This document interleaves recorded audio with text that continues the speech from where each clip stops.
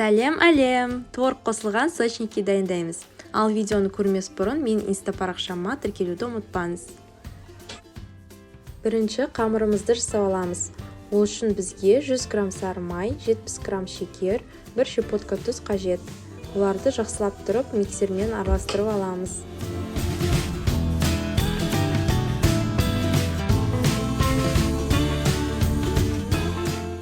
Бір жұмыртқа қосамыз да тағы да миксермен араластырамыз.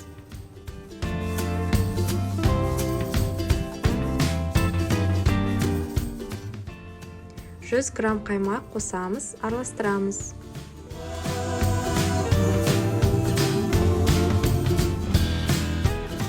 Енді бізге 280 грамм ұн қажет, соның жарысын ғана саламыз. 1 шай қасық разрыхлитель қосамыз, араластырамыз.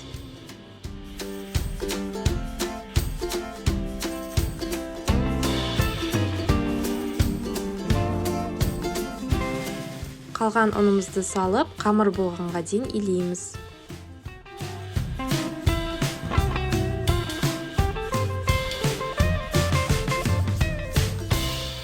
Осындай қамыр шықты, енді оның бетін жауып, 30 минутқа немесе 1 сағатқа холодильникке жібереміз. Енді начинкасын дайындаймыз. Ол үшін 200 грамм творогқа 40 грамм шекер қосып араластырамыз.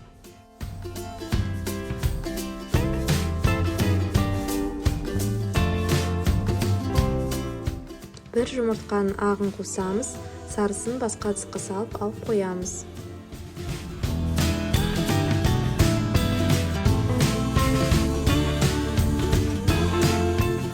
Творогты араластырып, үстінен 20 грамм ұн қосып, тағы да араластырып аламыз.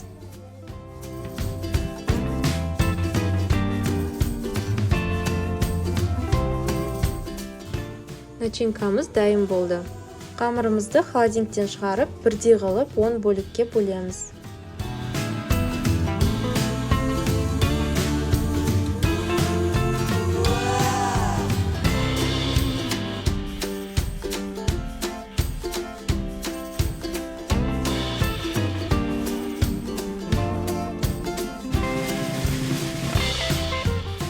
Әрбір бөлікті овал формасын шығарып, илейміз, ішіне творог саламыз.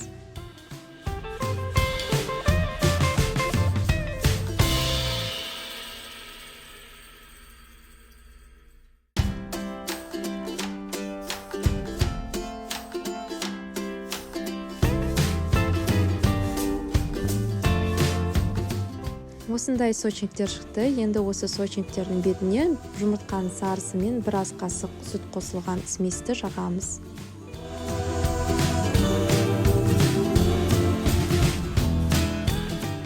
Сочниктарды 180 градусқа дейін қыздырылып тұрған духовкаға 20-25 минутқа жібереміз. Сочниктарымыз дайын болды. Осындай әдемі, дәмді болып шығады. Міндетті түрде жасап көріңіздер. Ал маған видеоны лайк басып, тіркеліп кетуді ұмытпаңыздар. Сіздермен бірге болған White Baby. Қош сау болыңыздар.